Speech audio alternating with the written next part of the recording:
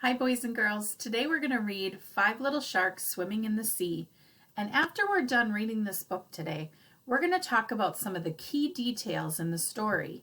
So try to remember some of the important things, like how many sharks are swimming in the sea. Five Little Sharks Swimming in the Sea by Steve Metzger, illustrated by Laura Bryant. Five little sharks swimming in the sea. One bumped into a giant manatee. The mother called the doctor, and the doctor said, "No more sharks swimming in the sea." Four little sharks splashing by the shore. One got stuck on the ocean floor. The mother called the doctor, and the doctor said, "No more sharks splashing by the shore."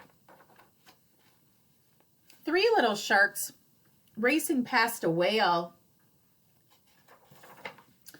One got close and bumped his tail. The mother called the doctor, and the doctor said, "No more sharks racing past a whale." Two little sharks playing hide and seek. One got lost and was missing for a week.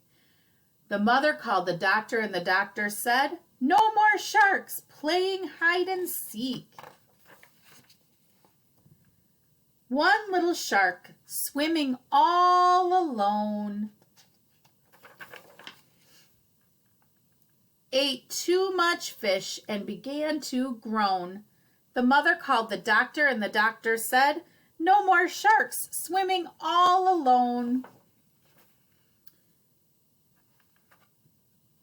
I missed a page. Now there's no little sharks swimming in the sea, no little sharks as happy as can be. The mother called the doctor, and the doctor said, "Let those sharks swim wild and free." And there they are, swimming wild and free. Now I'm going to ask you some of the key details of the story. How many little sharks were swimming in the sea? Let's look at the front cover. 1, 2, 3, 4, 5. 5 little sharks were swimming in the sea. Good job. Now, the little shark, the first little shark, bumped into a giant manatee. What did the mother do?